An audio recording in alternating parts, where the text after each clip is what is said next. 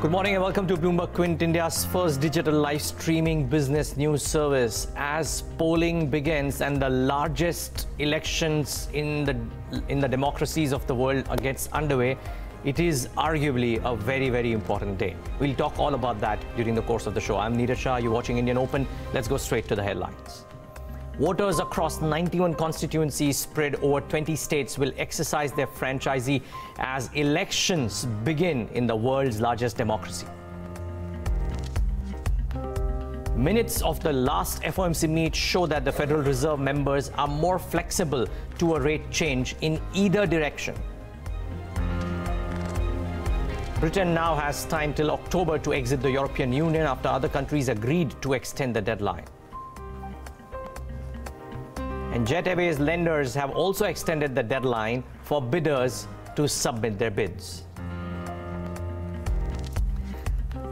There's a lot of news flow today. I know as an Indian electorate, we'll all be focused on the big elephant in the room, and which is the elections. And you should be, as Sanjay Pugalia says in all of the BQH events, this is the largest, this is the most expensive election exercise anywhere in the world. So you have to be excited about it. There's a lot of drama that happens around.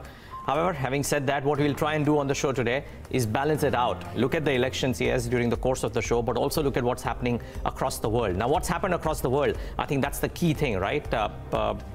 If you just look at the news flow surrounding, there are 2 or 3 big points of news that you need to monitor. One, the EU has agreed to extend the Brexit deadline to October 31st. So that's another extension that's come the way of Britain. At the other side, the trade talks between the US and China. And if you hear what Stephen Mnuchin had to say, US and China have agreed on some deal enforcement mechanism, and the conversations with the Vice Premier of China were very productive. So that meeting was very productive. So that's probably good news.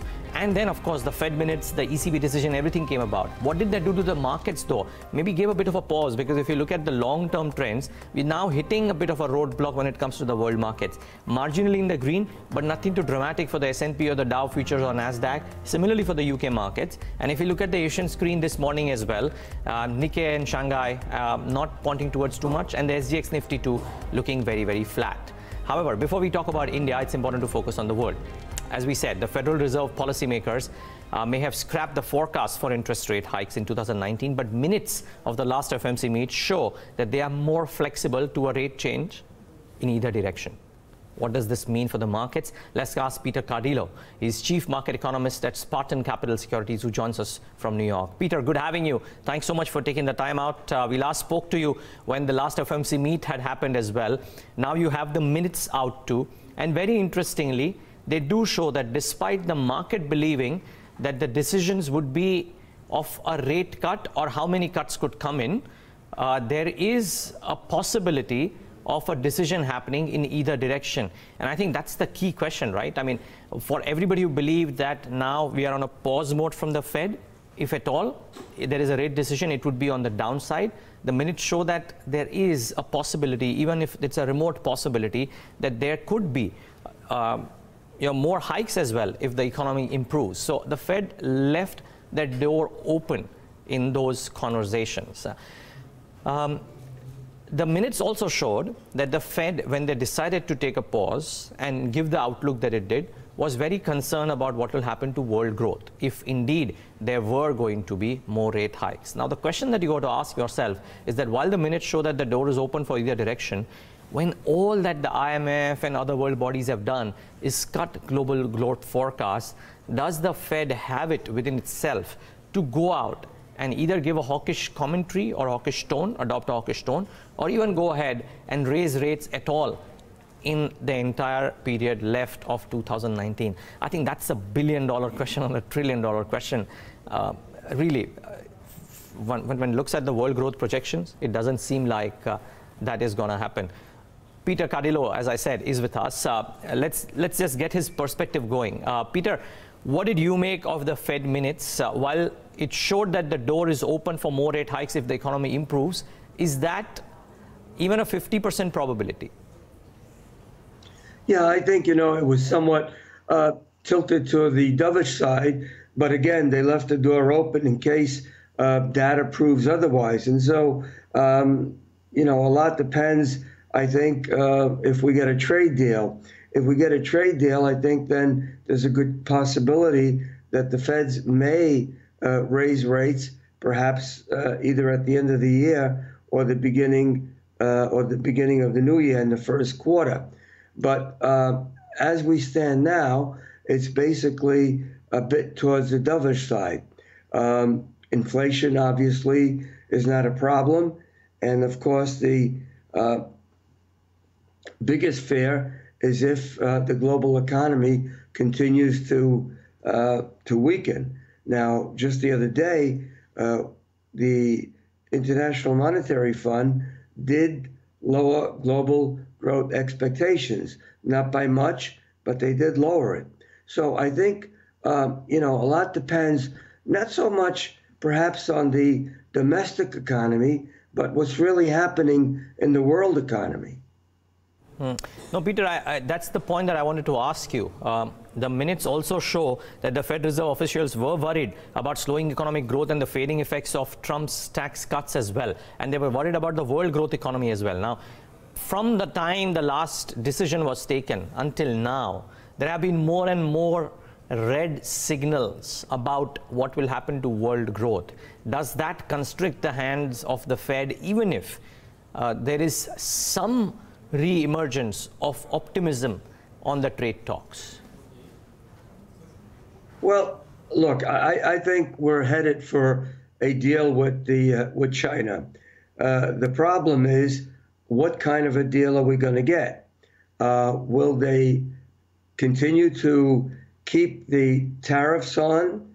If that is the case, then basically nothing really changes in terms of of weaker China growth. If that's not the case, then I think we can see China turn around, and we could see growth beginning to improve. The next big hurdle, of course, is what happens in Europe. And as you know, there's talk that the U.S. might impose automobile tariffs in Europe. If that were to happen, obviously, it would be a negative for the global economy.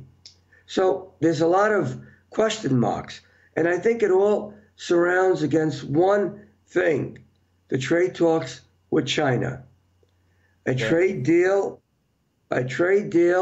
will eliminate the possibilities of a global recession and certainly a domestic recession. And so that's the key.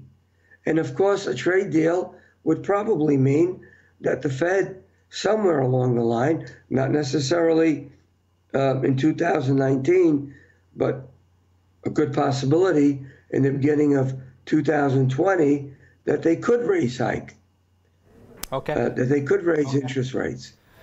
Sure, but that's for the long term. For the short term, it doesn't seem to be the case. But Peter's words are well taken. If indeed the trade deal happens, and certainly seems to be on track, then what it does to growth in the latter half of the year, and therefore what happens to rates, is an important ponderable. Peter, thanks so much for taking the time out and staying up so late to talk to us. Really appreciate your time. Thank you. All right, mind you, keep that in mind. As I said, that Steven Mnuchin seems to believe that the meetings are productive. They've agreed on some enforcement mechanisms, so all of that should augur well. Just a quick snapshot of what happened in our markets as well before we move to first word. So while the world looks to be a flattish place, marginal ticks of red across the Asian screen in the SGX Nifty 2 indicating that, we probably saw glimpses of that yesterday. The volatility up day before yesterday, down in trade yesterday. Not too much change to open interest really, so no big positions taken either direction. And I think that's what all market experts who were with us yesterday also mentioned. They're not seeing dramatic shifts in positioning happening. What is happening though, that while all of this is going across, the VIX, the India VIX remains elevated. 21.13. These are high levels. I don't think we've seen these levels in the last 4 or 5 months. So that is something that you got to keep on track. And two, yesterday was a good day in terms of flows, by the way. Not just the FI flows, but the DI flows. All through and through, I've been talking about how the FIs have continued to put in money. What we've not spoken about at length is the quantum of selling that has happened from the DI front. And yesterday was a good aberration because we saw a buy number, 461 crores. Look at what's happened in April till date, until the 9th of April and March. DIIs have sold enough and more money from their portfolios. So it is good to see a positive number from the DI side in trade yesterday as well. Very quickly, the stocks that you should monitor amidst all of this. We might start off flat today. What happens to rates in the latter half of the year, we'll only get to know when that happens. What will happen to stocks today is important to talk about as well.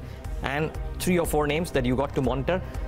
Wipro, and it's official now. Yesterday, the Times of India reported, and it was a talk of town. A lot of murmurs around this possibility. Not that it comes as a surprise, but they'll consider the buyback proposal on April 16. Nomura believes that the buyback could be to the tune of 6.2% of outstanding equity. So do watch out for Wipro in the session today. Do watch out for Jet Airways. The bidding deadline has been extended to April 12th. Now you could view it as a glass half full or a glass half empty. But SBI has said that interested bidders can now take over management control of the airline. This could well spur interest. Let's wait and watch what happens there.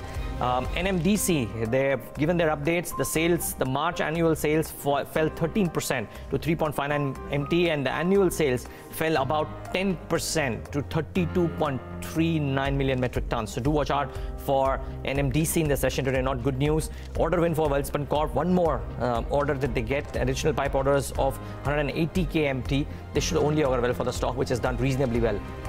YTD. Lastly, Rail Vikas Nigam to list today, an issue price of 19 rupees per share. Let's see what this PSU does in the session today on listing. On first word today, though, as election season starts in full force, Tamanna Inamdar will tell us about the crucial factors at play in phase 1. Earnings too will kickstart this week, and Darshan will then tell us what analysts are pricing in for the 4th quarter of FY19. Jet Airways lenders extended bidding deadlines in hopes of better participation. Vishwanath Nair will tell us the new timelines, and Sameet Sarkar will talk about what caused Sterlite Tech to lose half of its market value in just 6 months. It's the first phase of polling in the 2019 general elections, the biggest democratic process in the world. Narendra Modi is looking to win a second term, but the opposition is doing all they can to stop the Modi wave. Tamanna Inamdar tells us why the first phase is crucial. The big Indian election has officially begun. It is day 1, phase 1. And here are the big numbers in phase 1. We're also going to tell you why it's important. Well, today, 91 Lok Sabha seats will go to the polls across 20 states and union territories. 1,266 candidates are in the fray in this first phase across 20 seats. But the big story coming out of here is definitely the stories of Andhra Pradesh and Telangana. Now, both these states will have elections all in phase 1, 42 seats between them. Remember, in 2014, both these states were won. They were bifurcated after the last elections, and it's a big bucket of seats, in the fray. Let's see who are the key players. And that is why this phase is so exciting. There are 3 top regional leaders who are hoping to have a bigger role in the next government. It's a chance they will get if there's no clear majority. K. Chandrasekhar Rao, the Telangana Chief Minister, is hoping to hit 17 on 17 in his state, leaving 1 seat for his friend Asaduddin Owaisi. Jagan Reddy is turning out to be Chandrababu Naidu's nemesis for the 25 seats in Andhra Pradesh. Both Jagan and KCR are sounding like they really like each other right now and will support each other if the need arises.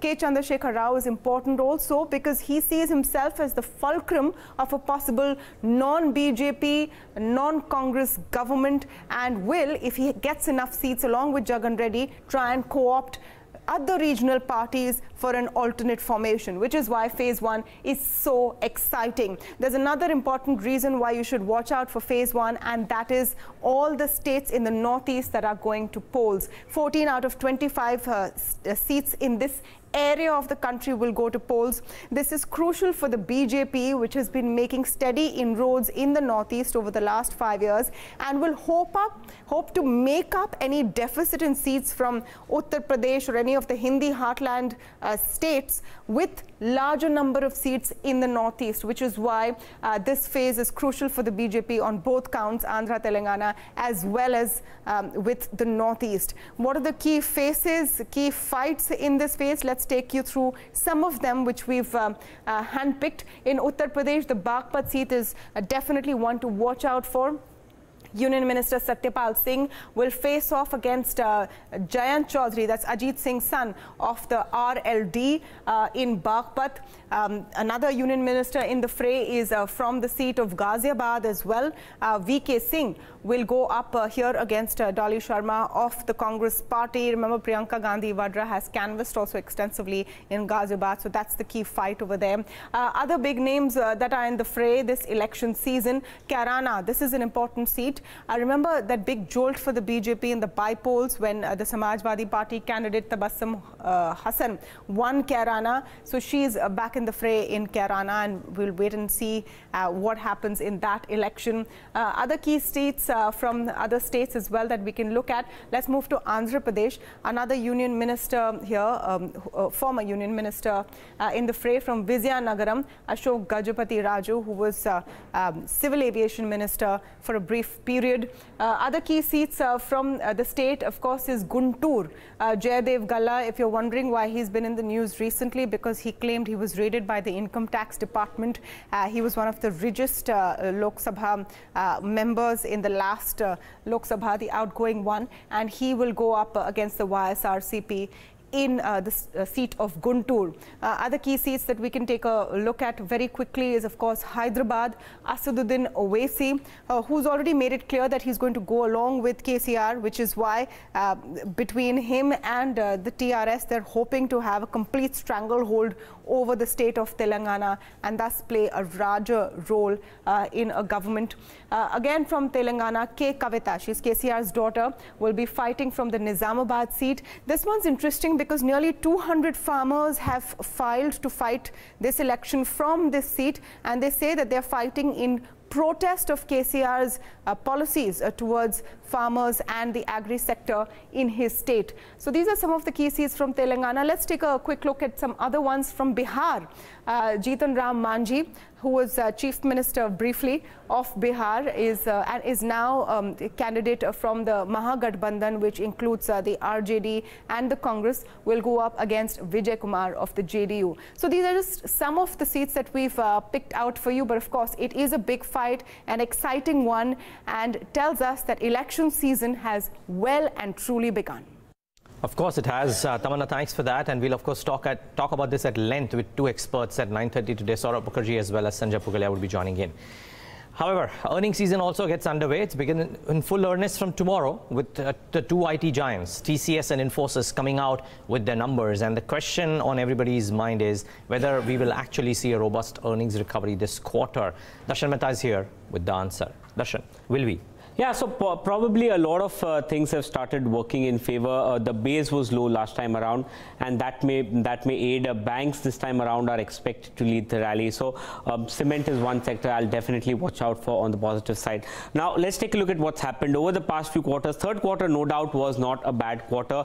The number of strong earnings were much higher at almost 20 compared to what we saw last time around. The number of weak earnings also declined significantly. So we are coming in from on the back of a decent quarter in terms of third quarter, but nevertheless, what is the EPS that happened? Now 114 was the first quarter, 121 was the second quarter, and this was lower on account of SBI, and the last quarter was much lower on account of the big 27,000 crore loss that Tata Motors posted. So that's a couple of companies always impacting the EPS. What is expected this time around? On the 1st of January, when the quarter started, it was 137.4. 15 Jan is when the third quarter earnings season officially ended, was 137.2, and as of yesterday, it was 137.3. So that's the trend that we're seeing in as far as the EPS is concerned. What are the important factors that we need to watch out for? First of all, the weak base may aid growth this time around. Last quarter was a weak base. The low base may actually help this time around. Secondly, if you're looking at it, the currency headwind will be there for the IT and pharma sector, so that probably will play a little bit of spoilsport. There was a large provisioning by the banks last time around. This time around, that cake, they come off that base, so expect the banks, especially the PSU banks, to be in focus this time around. Cost pressure was seen that this time around, lack of pricing power. Third quarter was extremely strong for metals. This time around, it may turn out to be the opposite for metals this time around. And finally, auto is one sector you need to watch out for. A big slowdown, but has that been totally factored into the earnings? That's something that we need to watch out this time around. Basically, if you're looking at these strong numbers expected from aviation, jet, let's leave out jet because it has trouble of its own. Bank, cement, infra, IT, oil and gas and media will be the strong numbers. NBFCs and auto will be the weaker numbers. The others probably may move either side. So let's go to individual sectors quickly, Darshan. Firstly, the ones that are expected to perform in Q4. Yeah, aviation is something that we need to watch out for. A couple of things that have happened. First of all, ticket prices have gone higher. Passenger growth, no doubt, has been lower, but Jet's loss is equal to Indigo and SpiceJet's gain. So expect the other two companies to report robust set of numbers. Crude also has been in favor of the aviation sector. So that's the aviation sector for you. Again, for banks is something that you need to watch out for. Last year, there was a lot of provisioning. So this time around, the asset quality may improve significantly. From last quarter, private sector banks have done extremely well. So watch out for the private sector bank. Growth probably will come in for the frontline banks like an ICICI and Axis. But provisioning for IL&FS, if any, is something you need to watch out for. So IndusInd Bank and Yes Bank are something that you clearly watch out for. The PSU banks are also something that you need to watch out for provisioning. Cement, this time around, the numbers will be very, very strong. The price hike that you've taken across the month is something that will do well, and South India players, where the price hike has been much higher than the pan India players, will definitely aid them this time around. So cement as a sector is expected to do well. The other sector is capital goods this time around. Order book has been strong. Smaller government orders have come in. The central government hasn't given in much orders, but for infra companies, the state governments have given in sizable order. The order book in the last quarter was strong. You saw how L&T probably this time around will manage to beat its order book. So that is one counter that you need to watch out for. So that's the infra and capital goods space for you. The other one is IT firms this time around. The deal momentum is extremely strong. The only hindrance that will come in will be the rupee strengthening, which may probably dent a little bit of their revenue flow, but margins and guidance this time around are expected to be maintained this time. The other one is the oil and gas. Strong marketing margins this time around, possible of inventory gains that will come in. GAIL probably may disappoint this time around because of lower gas prices compared to what's happening here. So they may be actually taking a big hit this time around. Media, slew of new launches, especially to help us. A lot of cinema companies, we wrote an article about it indicating how it's been strong. It'll be interesting to see how the TRAI order has impacted the DTH. Officially, it comes into force into 1st of April, but a lot of people started to switch. So it'll be important to see how the DTH and broadcaster behave and their commentary in terms of the TRAI orders that came in. Okay, and if these are the good, what about the bad and the ugly? Yeah, so let's start with some of the companies which probably will disappoint this time around. Auto, obviously the numbers are extremely good. The tepid volume growth, heavy discounting, the replacement market may aid ancillaries, especially the battery makers may aid them. But overall, auto Inc will be weak this time around. The other sector that we want to talk about is the agri stocks. It's been a weak Rabi season. Inventory has been much higher. The only saving grace probably will be higher global demand, which may aid UPL this time around. So that's the agri space for you. The other sector that we want to watch out is the NBFC. There is a stress in housing finance companies.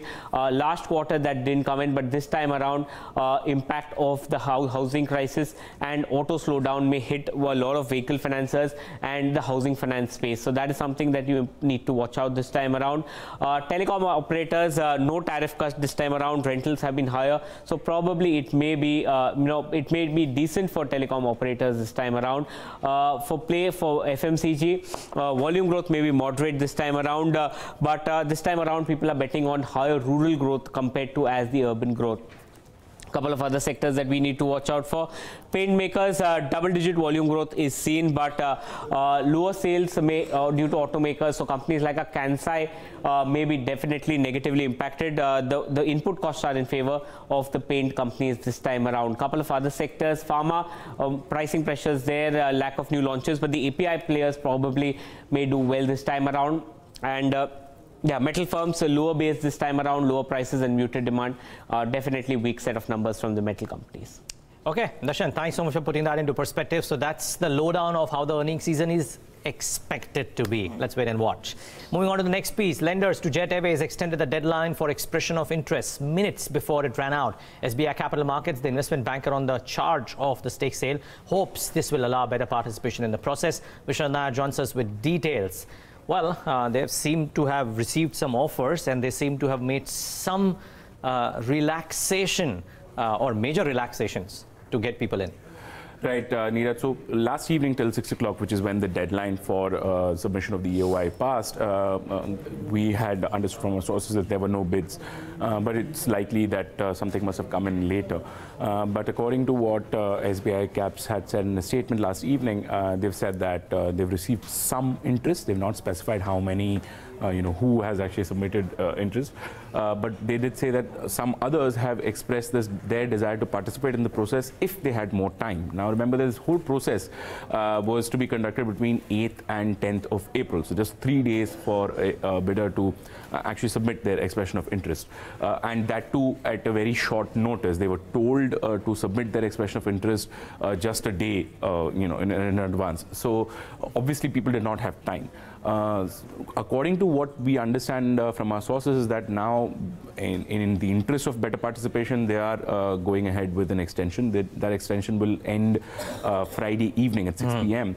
And after that, they will, look at whoever has expressed interest, reach out to them, give them a bid document, give them details about the company that allows these bidders to do a due diligence. And by the 30th of April, by the end of this month, any interested bidder who might be seriously bidding for Jet Airways will submit their final bid.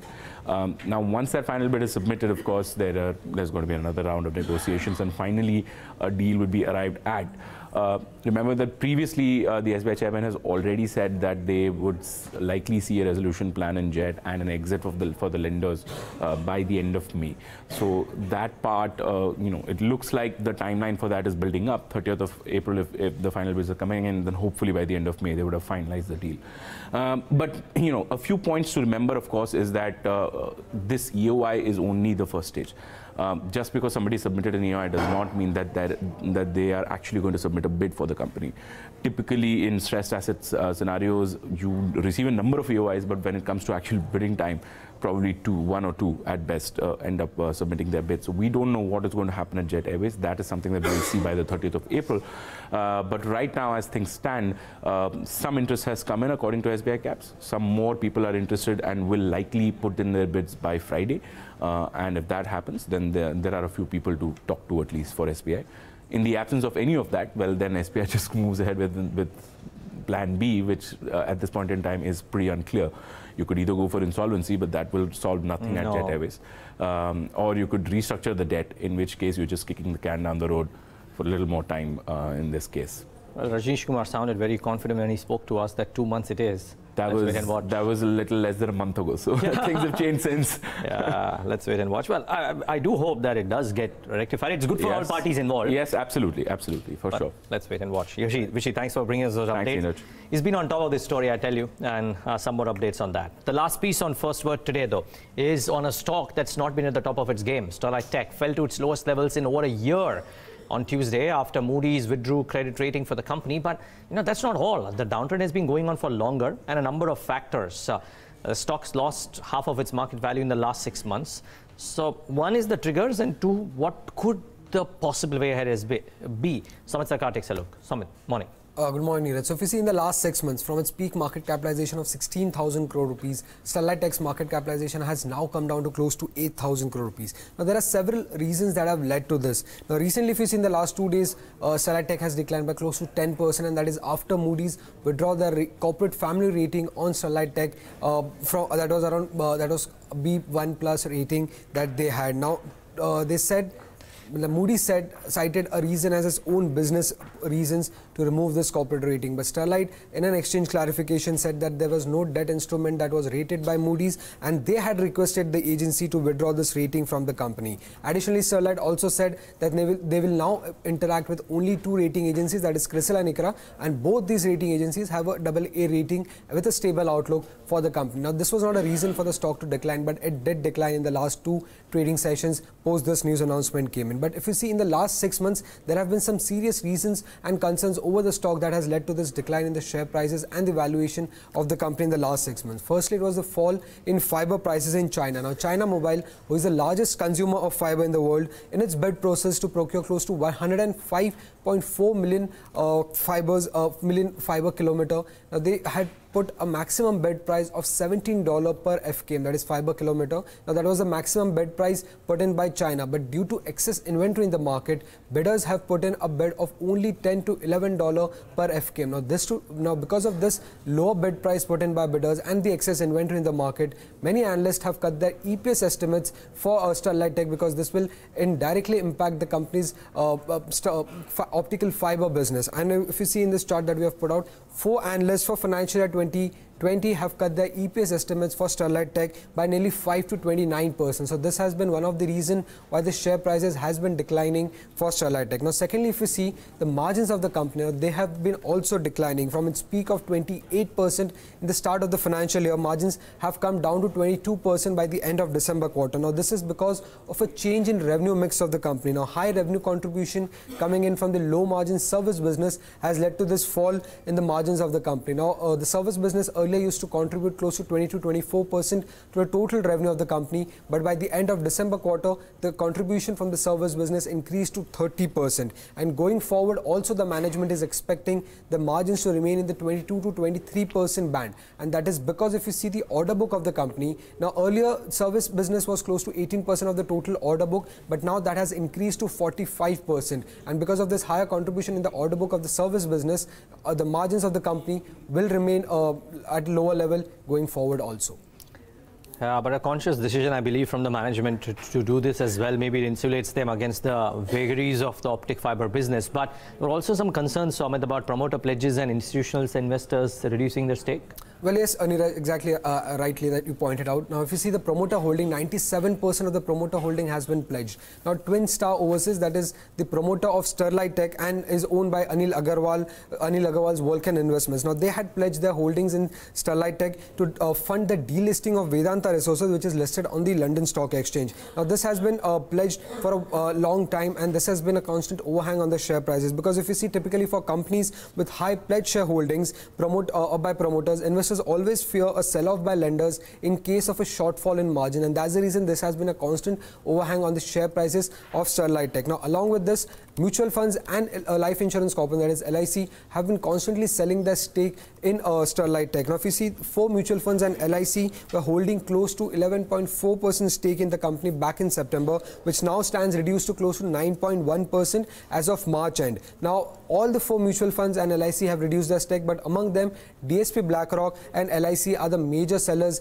of the stake in Sterlite Tech in the last 6 months. However, analysts have continued to keep a buy rating on the share prices of Sterlite Tech, and that is because of the big fall that we have seen in the share prices. 11 of the 12 analysts continue to have a buy rating on the stock price, on the share price on Sterlite Tech, but they have reduced their target price on Sterlite Tech to close to 378 from a 442 target price that was there 6 months back. And that too seems very steep as we speak. I think anybody who is an investor in Sterlite Tech would be very happy with that target price too. Well, yes, 80-81% return potential in the next 12 months. That's what the target price suggests. Yeah, I think the key will be, Sameet, what they deliver in Q4 and what their commentary is. If they do reiterate that, if they do reach that 25-30 crore profit number, with margins at about 23-24%, my belief, and I don't know if you differ.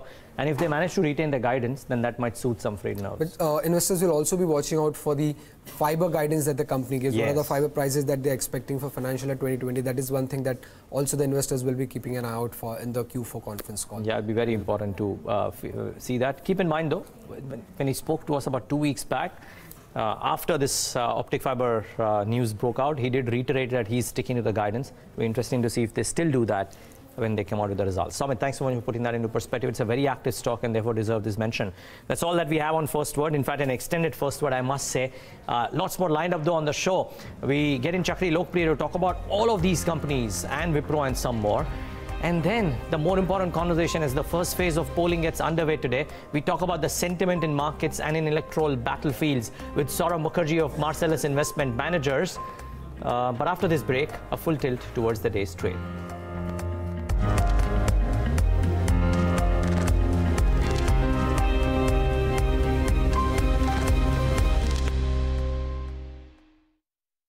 What is the meaning of this word suspense?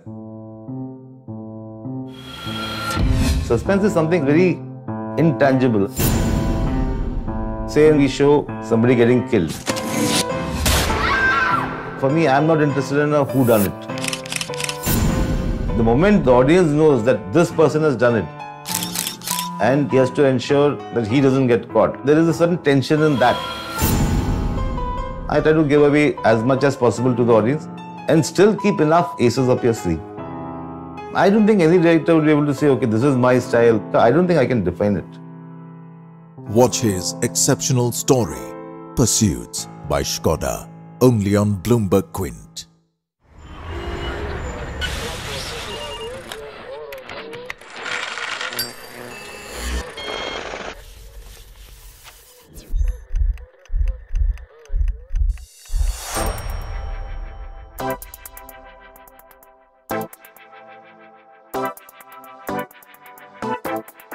This is a show which gets you a complete wrap of all the stocks that are buzzing in trade. Everyone's a price taker, not a price maker out here. There are better opportunities in the marketplace. The return ratios will improve, margins will improve. What are you seeing? Valuations are extremely expensive. It would take 100 years of profits to really pay off the entire debt. Not all good businesses are good investments. Good return on equity could be expected. And I think that is sustained. Their numbers, etc., were pretty sluggish. How much longer they can sustain, I'm not too sure. It has never been the scenario in any of the stocks. It's an avoid for him at this point of time. I wouldn't write it off in such a hurry. We are getting into more complex chemistry. Join me as I navigate the hottest stocks and help you pick the right stock at the right time.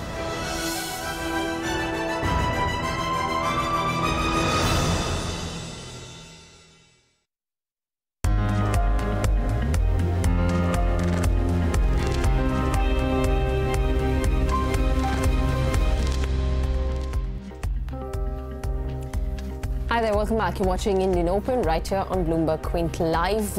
Markets for themselves, SGX Nifty is not pointing towards a big opening. In fact, an extremely flat start for the SGX, 11,652.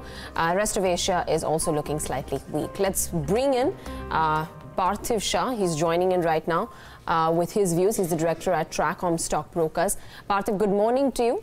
I'm going to start off quickly first up on, it's the first day of the polls beginning. It's going to be an interesting event to watch out for and how things shape up from here. But leaving that aside, from a market point of view, what are you going to be watching out for? Good morning, Devina. I think they're going to have to be very honest, trying to predict the polls and what happens and the related market reaction.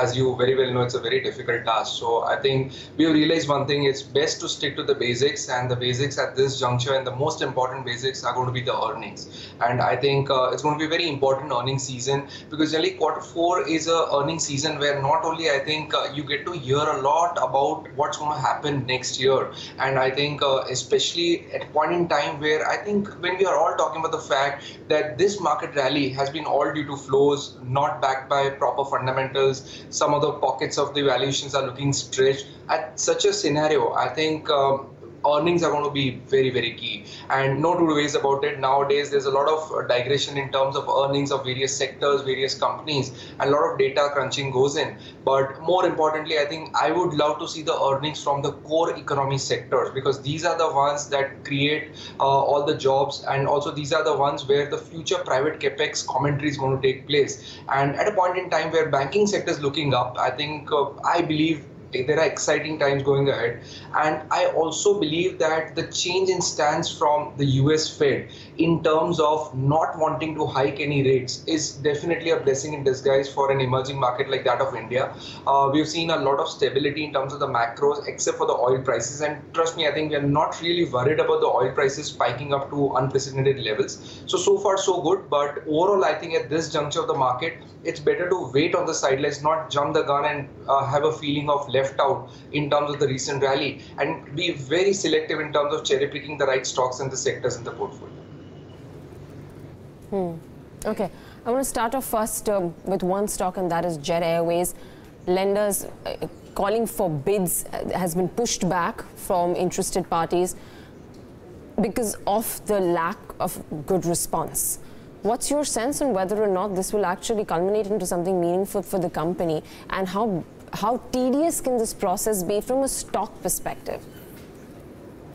Devina, the problem is that this company does not really have much time to wait out for a solution because they badly need liquidity. And we know for the aviation sector, historically, I think Kingfisher is an ideal example where they, I think, continuously asked for liquidity. They didn't get it, got delayed, and then the operations went down so low that they totally closed down on everything. So I hope that does not happen with Jet. But nonetheless, I think this is a company where initially all the hopes were pinned down by Etihad coming as a saving grace, and I think Etihad had kept his conditions in terms of the open offer rules that SEBI has, and also I think they were probably at that juncture not willing to pay more than 135 rupees a share. Currently the share price is at around 260, 270 on hopes of recently the news being that 6 parties are interested, and we still don't know the contours of the deal. And generally, historically, we've seen when there's such a bailout, I think the common shareholders hardly tend to benefit a lot. It's a new investor will tend to benefit because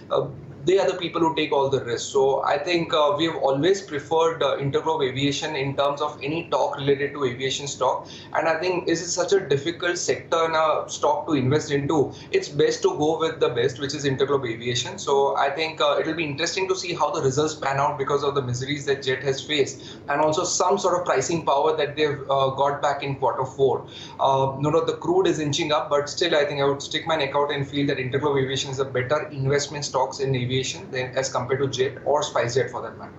Right, lots more to talk about, and I'll come to you with your view on the Wipro buyback as well. But our research team is here with us. We're going to talk about some stocks in news and what's going to have a bigger impact in trade today. And along with that, even Agam joins in to break down the Wipro buyback. They're going to consider it on the 16th of April. I'll start off with you first, Darshan, on some stocks in news. Yeah, so watch out for NMDC. They came out with their monthly as well as yearly production numbers. The sales were down almost 13% for March at almost 3.6 million tons versus 4.1, and on a year-on-year basis, sales were down almost 10% for the entire year.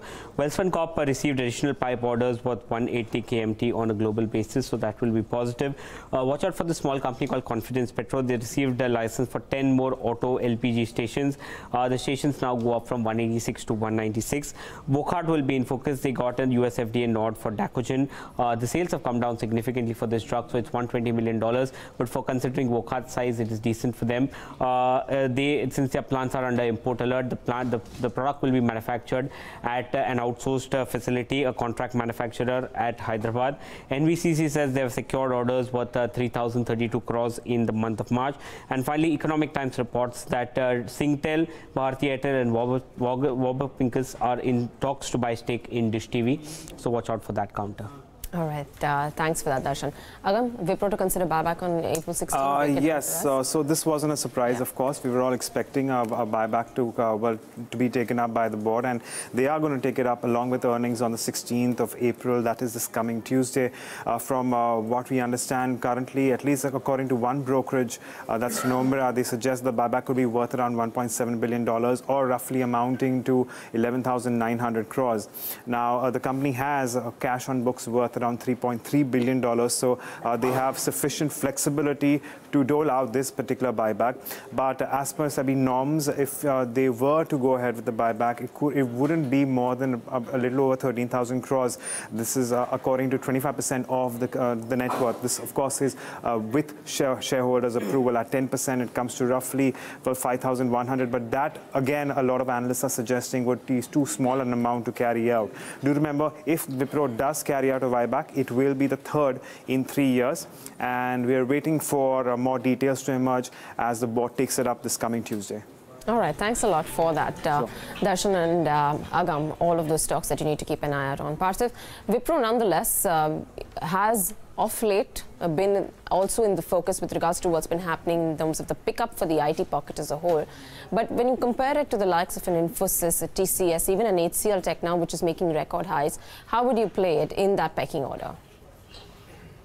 No doubt, Devina. I think despite Wipro, I think talking about the buybacks, and which has become the usual norm for most of the IT companies to roll out cash to the shareholders because of more tax efficiency. But I think on a core business fundamental, I think somehow we have felt that Wipro has always been a second-tier large-cap stock. I think in terms of the momentum that we've seen in TCS, Infosys, and also for that matter, HCL Technologies. And HCL Technologies has also been very aggressive in terms of inorganic moves. I think that sort of a spark is certainly missing in Wipro, and I think in Wipro we had seen some challenges in some of the contracts being retracted, and also their higher focus into more of the healthcare and infra management services segments, and also retail. I think probably that strategy has not panned out extremely well since the last couple of years that we are tracking Wipro. It's all about BFSI vertical, where I think the strength that we've seen from TCS and Infosys, I think that has been the key reason why those stocks have done relatively better than Wipro. So I think I still believe that out of the 4 large cap IT names, I think we still prefer TCS and Infosys. And I think if I had to pick up something in the mid cap IT pack, something between the large cap and mid cap IT pack, that would be Tech Mahindra, and all due to the momentum that we are going to see into the expanded network for 4G and also 5G investments that are going to take place world over. Okay. So do watch out for Tech Mahindra as per Parthiv. Before we get in our technical experts, Parthiv, just one quick question on a stock that we just discussed 5 minutes back, Sterlite Technologies, has been clobbered out of shape, has halved in value. Is it providing value, or is it prudent to stay out and wait for the tide to turn? See, I think, Neeraj, I do remember our conversation discussing about Sterlite Tech in Q3 before the results, and I mentioned that there's some sort of problem in terms of the pricing pressure. And a few quarters back, the scenario was that the demand was a lot higher than the global supply, and that's why I think Sterlite Tech had also expanded its capacities in places like China. And now I think in terms of the talk that the Chinese fiber demand is coming at a lot lower price does not bode well. I think it is getting more and more competitive. And even if we are to talk about the Indian fiber story, where no two ways about it, next 3 to 5 years we're going to see huge capex from likes of Bharti, Reliance, Jio. I think fiber is more of a commoditized business, despite the fact that they earn a lot higher margins to the 20-25%. But I believe the way these telcos are kind of cash crunch, they are not going to give a major pricing power to these fiber companies. So we'll see volume growth, but I think the historic margins that we've seen Sterlite enjoy, I think that's probably not going to be possible. But nonetheless, I think at current levels and current valuations, I think the story is looking very, very attractive. But I feel there's a sentimental dent due to the pledge that you guys just talked about. And I think if that is resolved and some sort of like indirect corporate governance issues that are resolved, then I believe this stock can really re-rate faster. Okay, let's wait and watch what happens. Let's see. I think it all depends on what happens in Q4. Let's get in our technical experts on board. Start off with Aditya Agarwala. He's technical research analyst at Securities with us on the show. Aditya, good having you. Thanks so much for joining in. Pleasure. What's your approach to the index trade today? Would you trade either the Nifty or the Nifty Bank? I would not want to trade the Nifty or the Bank Nifty purely because of the fact that markets are oscillating in a narrow band. So if you clearly take a look at the way the index has been moving, it's one day uptick, the next day downtick, and followed by an uptick again. So again, in trade yesterday, we did see markets closing at almost the low point of the day, following up with a closing at almost the high point of the day in the previous trading session. So that tells me that there's a tussle going on between the bulls and the bears, so to say. and there's no clear decisive trend emerging as of now. So on the downside, 11,550 happens to be an immediate support as far as the spot Nifty is concerned. If that is taken out on the downside and Nifty sustains below 11,550, then probably markets can slide all the way down to 11,480. On the upside, immediate resistance is around 11,650. If that is taken out on the upside, then probably we can expect a short covering rally towards 11,700, 11,760. Now again, 11,760 is acting as an resistance on the upside. That is the upper end of the range. Probably let's hope if market is able to hold on to these low levels of 11,550 and bounces off from there, we can take a long trade for targets of 11,700, put a stop somewhere below 11,550. However, if it closes or starts to trade below 11,550, I'll be a short trader for downside targets of 11,480. Okay, stocks as well, you've got a few of them going. One, Bajaj Auto, you're buying that. You're buying an Aurobindo Pharma as well. So if you clearly take a look at the way the indices have been moving, sectoral indices, there's activity in 3 indices, autos in your pharma pack and the IT pack. So I picked up one of them from 2 indices, or Bajaj Auto after long consolidation has started to move up. It was up in trade yesterday, volumes were healthy. So I'll buy at current levels of about 29,040 for targets of 3,050. We'll place a stop around 2880. Aurobindo Pharma again has been one of the outperformers as far as the pharma stocks are concerned. It's broken out from a consolidation in trade yesterday. So I'll go ahead and buy Aurobindo Pharma for targets of 830. We'll place a stop of around 770. Okay, 2 stocks thereabouts. The other one in the last few days obviously is going to be an interesting one to watch. It's going to be Indiabulls Housing Finance and the kind of move the stock has seen. Would you be ready to take some profits considering the last 2 days of moves that we've seen? I mean, yesterday session left aside. Yes, definitely. I would want to take, if I'm sitting on a profit, I would definitely want to take out my profits. There are 2 factors to it. One, it is moving more on news right now. So I don't want to play a stock which is more news based because I don't know which way the news flow will come in. Second, stock has moved quite a bit from 680 levels to about 920. So if somebody is sitting on a profit, there's no harm in taking out at least 60-70% of your profits and let the stock come down to levels of 760, which is the next support zone. Probably a good idea to get in there. It's an interesting mix of stocks, isn't it? And what happens to this deal would also have a bearing on what happens to Indiabulls real estate, I reckon, because the sale of the business would be hinging on that, maybe would be hinging on that. So it's an interesting mix of stocks, all 3 of them. Yeah, and even Lakshmi Vilas Bank, and last 2 days actually, the stock's not had a really good run. I mean, the first day, because of that swap ratio being announced and it being at a 35% premium, you saw the stock play catch up to that. It had already run up, but there was still some more leg room left to that market price as well. So you saw the stock moving up. Post that, the stock even in yesterday's session has dipped about 4% odd. Yeah, I wonder, Parthiv, do you have any views here? Indiabulls Housing Finance, Lakshmi Vilas Bank, and I'm tying in Indiabulls Real Estate too, because they've announced this decision to go out of real estate, presumably because of having a non-real estate exposure and having only a financial services exposure. All of this probably to get in the RBI approval. I think, Neeraj, if this approval were to come through, and it's a big if at this juncture, then it will be like a housing finance company bank. I think it's more of that sort of a business model because of the book that Indiabulls Housing Finance brings along. And I think probably there will be a lot of caveats, even if RBI were to approve, that how they need to change their combined business model. Because I think we know for the fact that RBI has always guided for the banks to have a diversified lending book. And it's going to be very, very difficult for that transition. And I think what we are all betting on is the reduction in cost of funds for a giant of a balance sheet like that of Indiabulls Housing Finance. And I think probably them taking care of the ailing Lakshmi Vilas Bank in terms of all the crises that they've seen and lack of ability to raise capital at lucrative rates. So I think no doubt it's a win-win for both Indiabulls Housing Finance shareholders and Lakshmi Vilas Bank. But we are not really gung-ho on this merger particularly as much as we were for IDFC Capital First, because the business model and the lending book are a lot different, and here still lies the overhang of the RBI approval. But nonetheless, I think we would wait on the sideline, monitor this activity, because I think it's going to be game-changing for many of the other listed small regional banks who can grow with the mergers, and also many of the NBFCs who can have a win-win combination with such mergers going ahead. So if RBI were to approve this, it would probably re-rate some of these banks and some of these NBFCs, on an anticipation that such efficient mergers would take place in future. But I think in the recent merger story, we are more gung-ho about IDFC Capital first, which I think is looking like a better story under Mr. Vaidya. Well, it's a story not born out of compulsions, I guess, IDFC and Capital First Bank. A lot of people, or IDFC First Bank essentially, a lot of people bullish on this one. Let's wait and watch what happens there. The other one in focus has to be Tata Motors, isn't it? The last few days has been on a bit of a roll. Yesterday, the top gainer on the Nifty. There are a couple of charts that are there on the terminal which speak about some key technical levels being breached. If I can just go across to the wall and just show you that. This is a chart of, this is chart as per yesterday's prices, so keep that at the back of your mind. But as per some MACD indicators recommended by technical analysts, it's broken out of some key lines, trend lines on high volumes, as you can see here.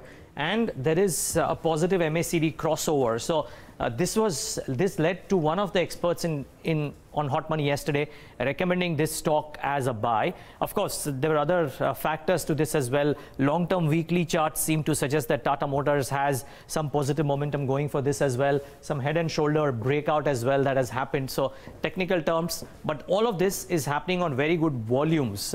Now, my question though to our guest Aditya is that yesterday, Aditya, the weekly volumes thus far, the last 7-day volumes, the highest since maybe 2009 or 2010. There is price action too, but is it too late to enter Tata Motors?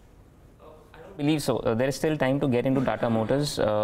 In fact, yesterday in trade, it's broken out from a bullish flag pattern. On technical terms, we say that's a very healthy sign. And volumes were again extremely high in yesterday's breakout. So I would believe there's still room on the upside. You can see levels of 240 on Tata Motors testing probably in the coming months. So it's not too late. You can still get into Tata Motors. Parthiv, fundamentally, obviously, you know, now post the Q3 numbers that came out, the stock plummeted. Now we're approaching the Q4 earnings season. What is expected out of Tata Motors in terms of the turn of the page for them with regards to their earnings performances? See, Devina, I really doubt that there's been any sort of game changing in terms of the fundamentals for the short to medium term. And I really doubt that Q4 can also really excite the investors. Probably, I think my hunch is the only reason why we have seen some sort of re-rating of the stock of late has been due to some talks about, or rumor mongering talks about, you know, group like PSA wanting to have some synergistic merger with Tata Motors JLR division. And I think that won't be a bad idea. I think we are at a point in time where all the luxury car makers are talking about inculcating a lot of synergy in their operations, in their production, and also trying to synergize cost. And I think they're really hard bargaining with a lot of their suppliers, because that's the only area where they can win at this juncture and try and save cost, vis-a-vis trying to look at a lot of volume growth at a point in time where the industry overall, I think it's not only about JLR, it's also about Audi, BMW, all I think lagging in that high sales volume growth numbers that they used to see. It has some sort of cycle. I'm not saying it will be like this forever. It will bounce back with the new pipeline, new launches. But this is the time, if they can manage some sort of synergic M&A, I think that would really help in terms of sentiment. So I think very early days, but I think probably that's the key reason where I feel Tata Motors has seen some sort of an upleg, irrespective of whatever fundamentals come out of Q4 and the commentary thereafter. Okay. That's on Tata Motors. Nonetheless, the price action has been promising. And interestingly so, it's not just Tata Motors, but stocks that have been written off over the last few days, which have been the likes of Maruti, they've too picked up. Hero MotoCorp, 52-week lows, picked up from there. Maruti now at 7,200. And that's pretty, it's pretty stable at where it is right now. But remember, it's always given you that trading range of 6,500 to about 7,200 on various occasions in the past as well. So whether or not fundamentally it's the right time to enter is something that we spoke to Hari about earlier on, and he said that's not the case. But trading, yeah, you could probably look at a range for a trading play on Maruti Suzuki. 30 seconds left to go for market pre-open. As I said, and as we took a check earlier on in the show as well, nothing much is happening on the SGX Nifty, just about 13 points under. So a marginal downtick of about 0.1% or so. The rest of Asia too looks a little bit more weak. I think Shanghai has lost some more steam. China, that's down about 1% now, and so is Hong Kong. Hang Seng Index is down closer to 1%. Nikkei 225 still down 0.25%, but you should get those opening ticks up on your screen. Nifty 50 That's up about 0.5%. Volatile, so watch out for that. And Sensex, that's up 0.5% as well, 169 odd points. Individual counters and big movers of yesterday should pull up at Tata Motors to see what it's doing in today's session, whether or not it's carried forward, at least in pre-open, the mood from yesterday. So it's just about flat. What's gaining is Bajaj Finance. It's up about 1.5%. Reliance Industries, 1350 on the stock. Indiabulls Housing, that's up 1%. You've got Bajaj, we spoke about Bajaj Finance. Bharti Airtel has moved up to about 1% or so. Indiabulls Housing Finance, 1.3%. Hero MotoCorp, almost 1% higher. Yes Bank at 270, that's up about 0.75%. HUL, ONGC, BPCL, so the oil and gas pact also does okay for itself. For the currency, there is a slight amount of weakness, I think just about 8 paise or so. Yesterday's close was 69.11. Today, the opening is closer to 69.19. Just a quick highlight of the bigger losers. On the Nifty, Sun Pharma is down 4.5% right now, followed by Vedanta, which is down 2.5%, and a Z down 1.8%. Jet Airways, one stock that I want to point out amongst the 3 or 4, not reacting too much to the extension of the deadline. NMDC, March sales and yearly sales are down on a YOY basis. That stock is not reacting too much either. Let's see, Welspun Corp is reacting. They've received additional pipe orders. The stock has been doing very well off late, marginally higher in trade. But otherwise, stocks very, very volatile. So let's give them a chance to settle down before we talk more about them. There are a lot of movers in and around Dish TV, for example. But let's give these rates a chance to settle, and then we'll talk more about each of these. Parthiv, you track the space very closely, and which is I'm asking you. Welspun Corp, it's had a really good run in the recent past. They have these premises in US, so therefore any kind of trade tensions will not impact their order flow in the US. They're getting more orders, they're reducing debt. There are some asset sales that they've done or are going to do. What's the call on the stock? See, no doubt, I think, Neeraj, this company has received massive orders, and I think globally we are seeing there's a lot of capex going on in the oil and gas segment, especially from the Middle Eastern countries. And that's where I think Welspun Corp has got decent chunk of order. And I think even domestically in India, I think going ahead, we are expecting a huge capex in this segment.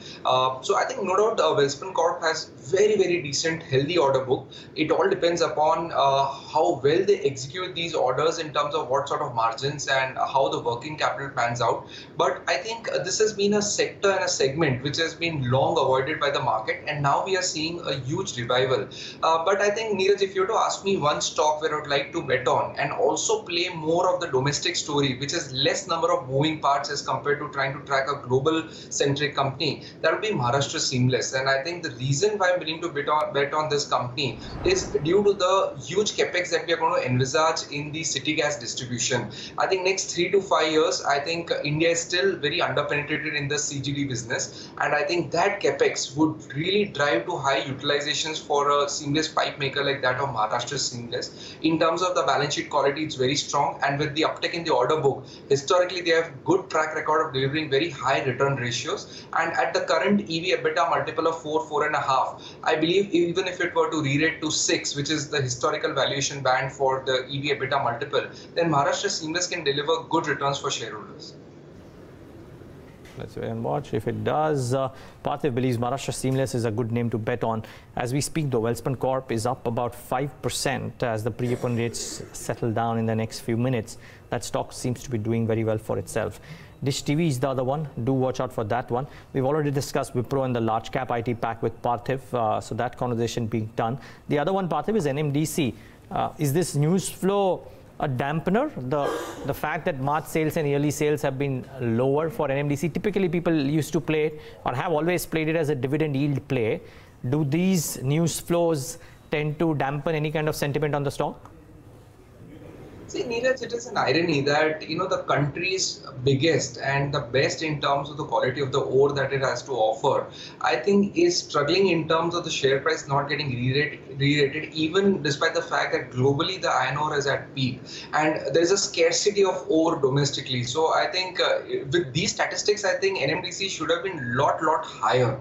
But maybe because of the PSU tag, maybe because of the $3 billion worth of extended capex that they've done in the steel plant, trying to forward integrate, and maybe due to the production numbers which are very volatile, and the Dolmi mine that is still pending. So I think despite all the tailwinds for this sector, especially an iron ore miner like that of NMDC, we are not very bullish to play this particular theme using NMDC. So I think I would avoid this compound. Okay, avoid NMDC. Parthiv, are you buying any auto names? Is it too soon to buy any of the auto names? And if you're buying an auto name, why is it that you're choosing that stock?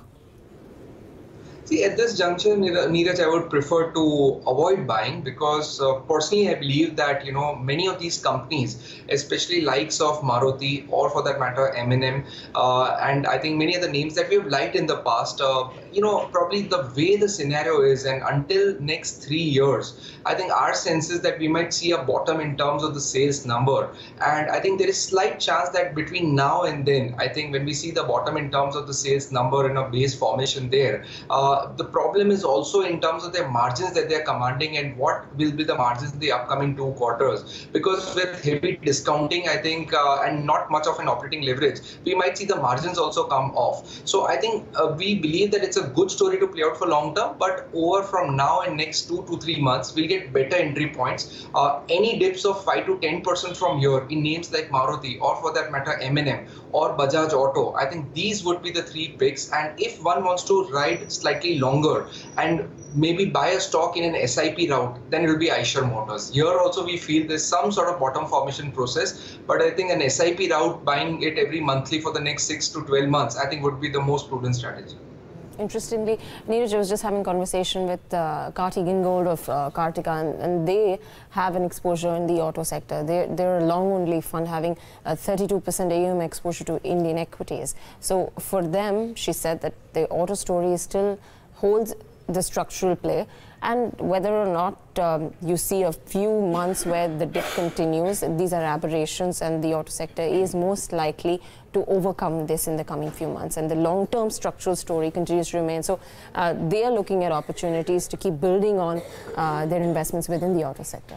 Well, should be interesting. The only differentiation that I think you got to make is what's the kind of return that large world investors need versus what you need, and maybe there is merit in long-term compounding 10-12% year after year as opposed to chasing 15-20% every single month, every single year. Sameet Chavan of Angel with us on the show as well. Sameet, good having you. Since we're on the topic of autos, just a quick thought. We discussed Tata Motors. Anything else within the auto pack which looks good? Because by and large, the stocks are getting clobbered, saving for an Ashok Leyland, which also had a bit of flash in the pan move yesterday or day before. Morning, Neeraj. Yes, there are few stocks that are within the auto stocks. Auto sector certainly looks good. Tata Motor, clearly it has been one of the outperforming stocks of late, and it's there in our buying list as well. So we continue to expect this upward trajectory wherein the stock can head toward 228, 230. So one should trade with a positive bias. Apart from this, Maruti Suzuki, which has been clearly buzzing since last 3-4 days, it's on the verge of a breakout. So soon we would expect Maruti surpassing its recent hurdle. So we would remain positive on Maruti, and we would expect the stock moving towards 7500, 7550 over the next few days. It has already crossed its initial hurdle of 7000, and now 7230 is the level to watch out for. Within the two-wheeler space, Bajaj Auto has been a preferred pick. It seems that stock has formed strong base around its multiple support of 2850, and in last couple of days we have already seen good recovery. So within the two-wheeler space, Bajaj Auto would be a preferred pick. Right, and your pick itself includes a Tata Motors. You're liking it, from the upside perspective, 2 to 8 is your target, and even Siemens is the other one that you're liking. Yes, as I've already discussed about Tata Motors, we expect continuation of this move. 228 is our initial target. One can go long at current level. Also, minor dip would make it a good risk to reward ratio. Stop loss can be placed around 208, and we have been riding this move since the level of 192. Siemens, yes, although yesterday we saw good profit booking in the broader market, this is the one stock that was clearly bucking the trend. It has managed to surpass its hurdle, closed above it. So from here on, we expect this outperformance to continue. 1198 is our near-term target, and go long with a stop loss of 1148. All right, gentlemen, stay on. Just under 5 minutes left to go for market opening. We'll tell you all that you need to know to stay ahead in trade today. Lenders to Jet Airways extend the deadline for expression of interest minutes before it ran out. SBI Capital Markets, the investment banker in charge of the stake sale, hopes for a better participation. And now that additional time has been approved. NMDC reports poor sales in March. Monthly sales saw a decline of 13%, while yearly sales declined 10% to 32.38 million tons. Wockhardt gets US FDA approval for generic version of Dacogen, a drug used for chemotherapy. The product has an estimated sales of $120 million in the US. NBCC says it has secured orders worth nearly 3,000 crore rupees in the month of March. As Jio begins to flex its muscles in the media space, Bharti Airtel doesn't want to be pushed aside. Singtel, Bharti Airtel and Warburg are in talks with Dish TV to buy stake in the company, according to Economic Times. Lastly, Wipro will consider its third buyback in 3 years in a board meet on April 16th. The IT major has cash worth $3.3 billion on the books, and nearly half of it could be used in this round of buyback. Well, Devina, Dish TV is an interesting one. We had a very interesting conversation with a market veteran about the prospects of Dish TV when the stock was at 20 rupees.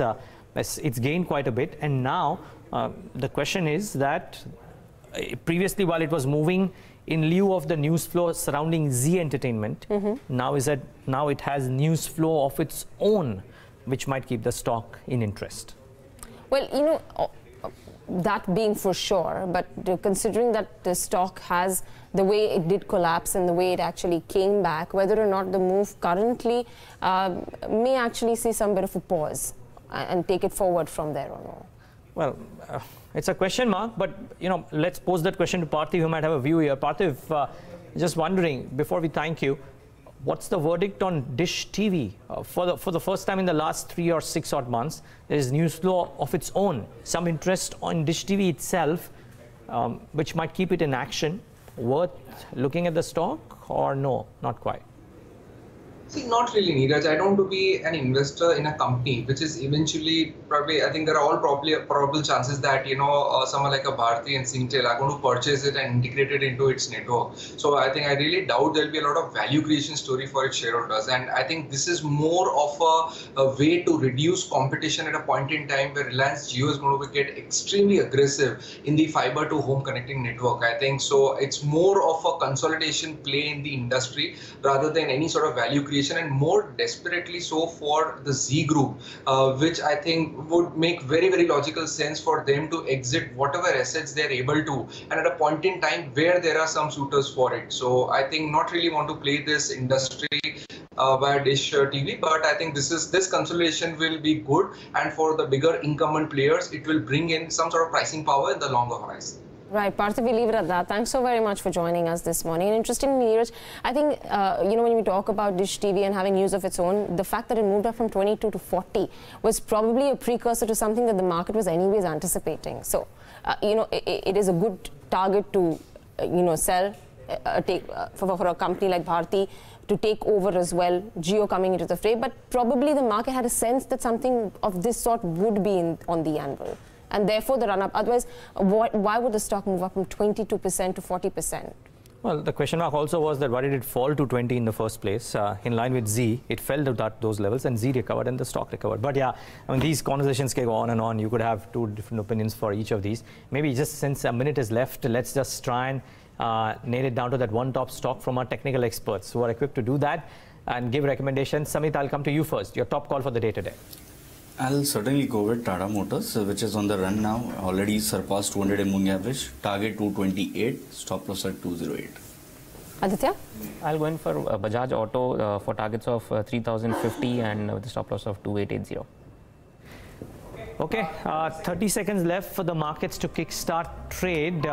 We'll just take in opening thoughts from both our technical experts after the markets start. Do watch out. We might start off on a flattish note because the rest of the Asian screen was showing that. The question only is, Since the electoral exercise gets underway today and we enter a period of volatility on the news front, will the markets largely stay volatile, or the higher India VIX could come and play spoil sport? We'll take in Sameet Chavan's view on the index in just moments from now as well.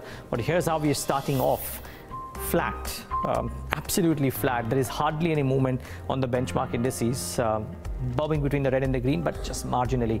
The mid caps and the small caps, I doubt, are doing something too different. Again, very, very flat start, hardly any move on the mid cap index as well.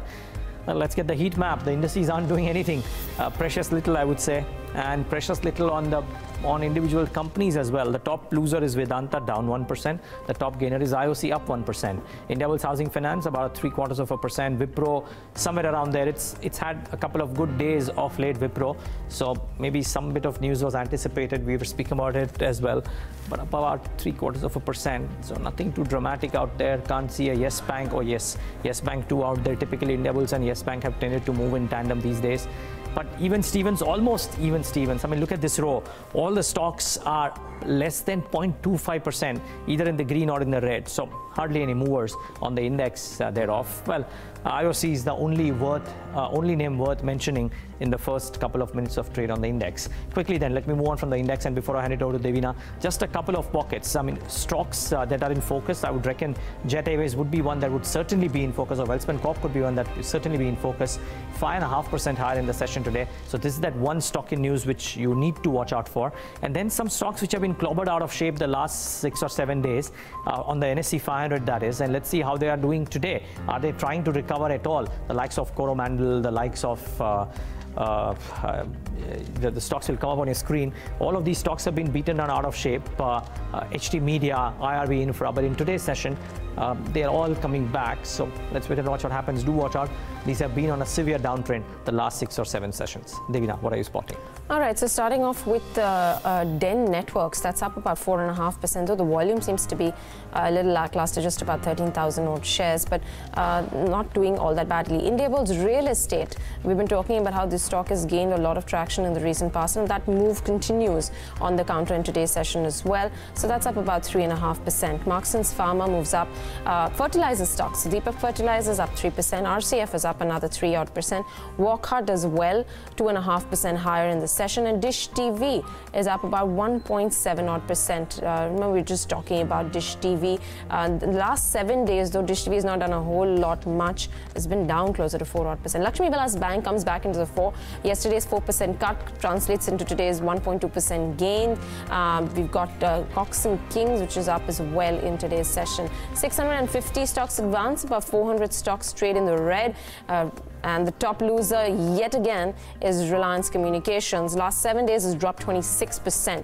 Ratan India Power is down about 1.2%. Divan Housing Finance loses some steam.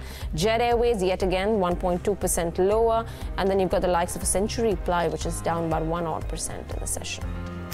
Well, opening thoughts from our experts. Aditya, before we thank you, want to talk about Wipro. It's a stock that's had a really good run the last few days, up another % amongst the top 3 gainers today. Is there more left?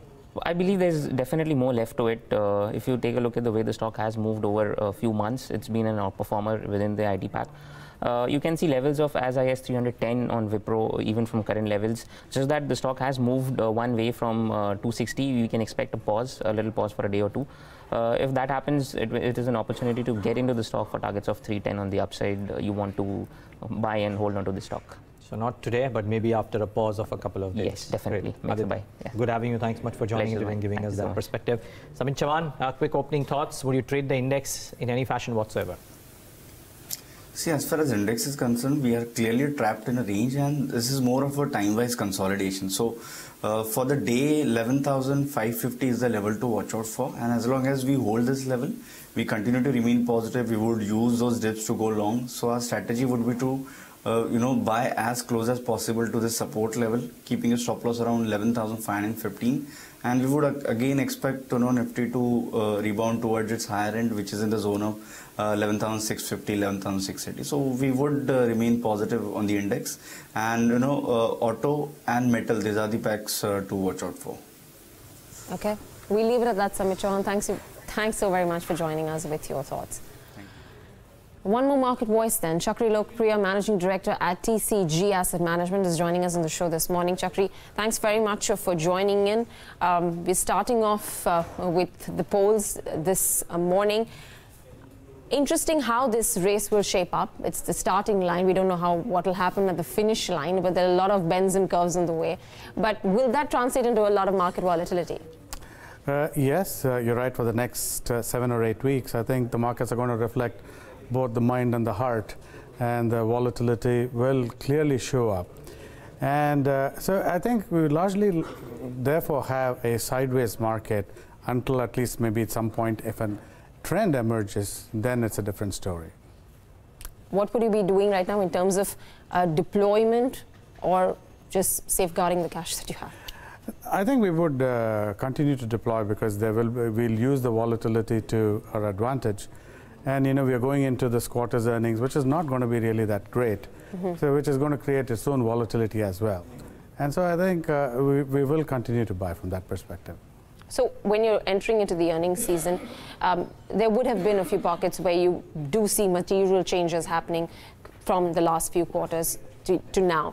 Which pockets would those be? Because most of the consensus revolves around metals as a theme playing out this quarter onwards. If you look back at the Nifty or even the broader market for that matter, whatever were the underperformers of last year are likely to show very strong earnings this year.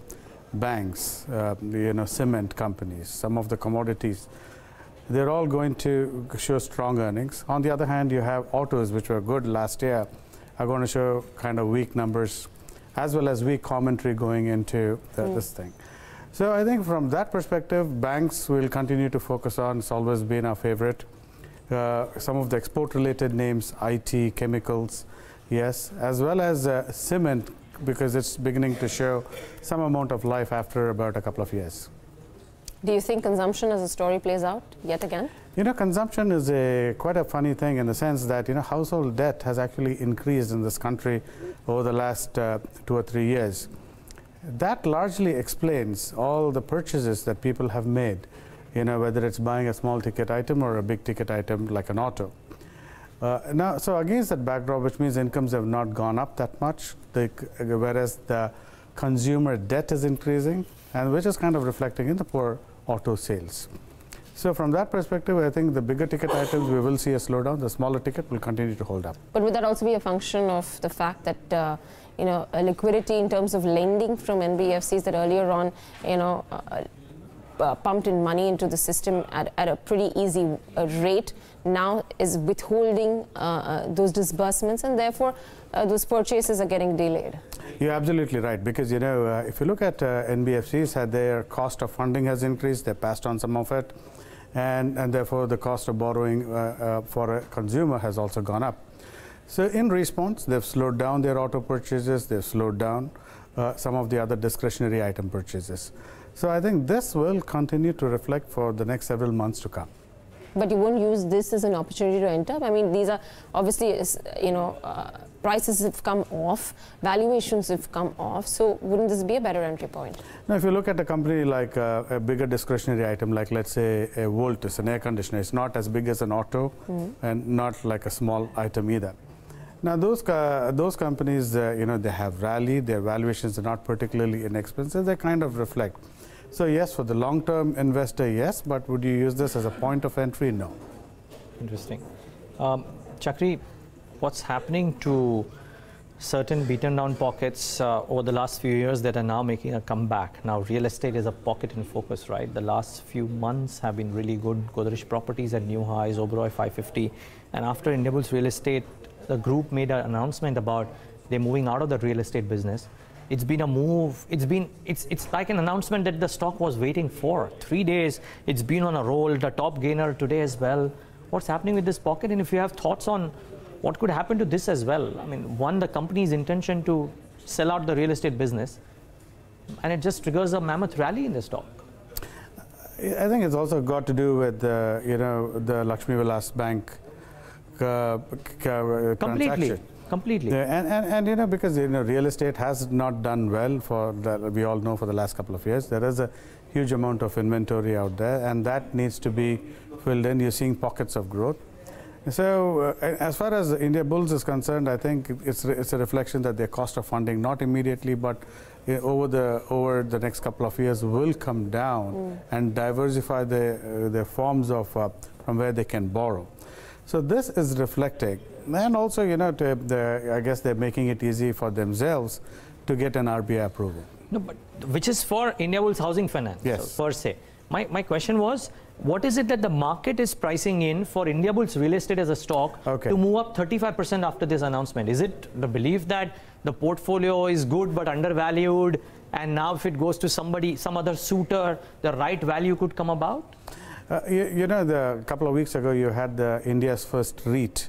Yes. And so that has kind of created a new interest in the sector, that, you know, some of these companies with huge amounts of debt can use some form, either a REIT or other forms of fundraising to repair their balance sheets.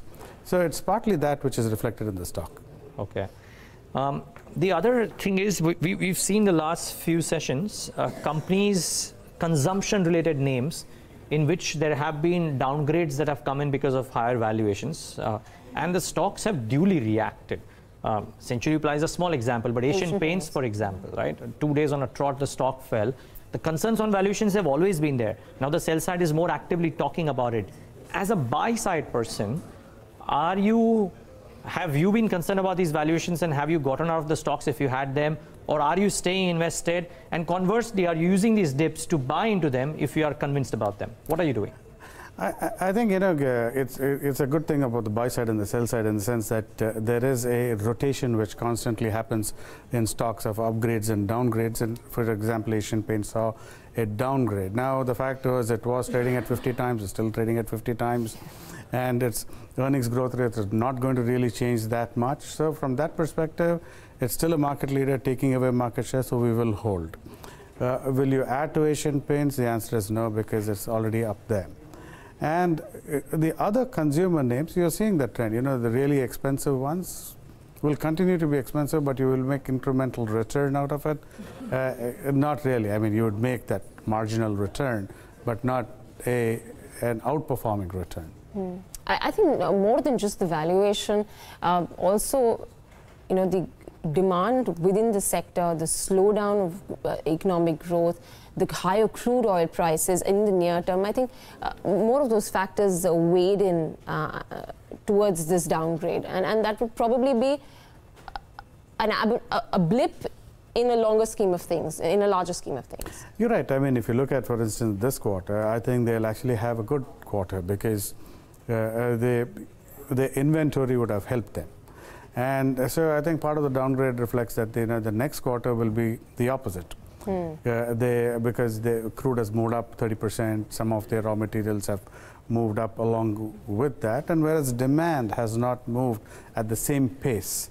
And therefore the pricing, they're passing on some amount of the pricing to the end consumer, but the consumer again, end market is again not too very strong.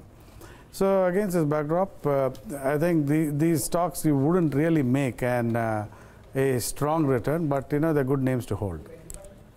Okay.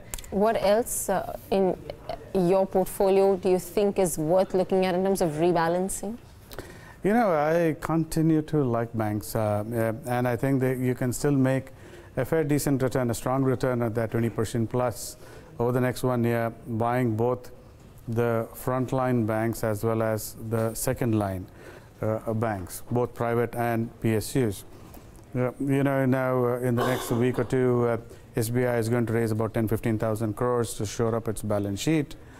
Yes, will also do that in the coming weeks or month, in a short time frame. So which means there are actions that are being taken to ensure that they can continue to grow or rather accelerate their growth. And the valuations are not really that demanding. Balance sheets are better than they were last year. So that's one area we'll continue to focus on. You know, it will show in the numbers, won't it, Chakri? This quarter itself, you might probably see the P&L, or this quarter, in the next few quarters, the P&Ls might start showing the impact of, you know, reduced NPAs, credit costs coming off, all of that. Where do you think, from a 3-year perspective, you'll get a bigger bang for the buck? Would it be in a name like ICICI Bank or an Axis Bank? Just play with me. Or would you, from a 3-year perspective, look to put money into a Kotak or HDFC Bank? I'm just using those names as an example to give the variety.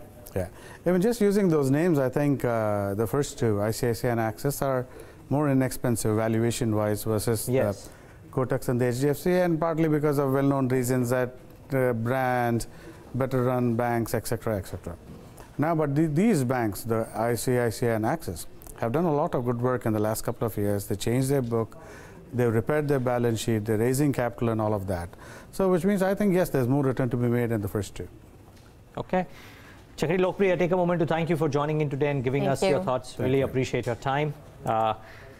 And of course, we'll get him a number of days now in the next few. More importantly, on the election verdict day as well, it'll be important to get his perspective. But let's take a break. On the other side of the break, as the first phase of polling gets underway, we talk about the sentiment in markets and the electoral battlefields. Saurabh Mukherjea of Marcellus Investment Managers and Sanjay Pugalia of Quintil and Media would be joining in to talk about that.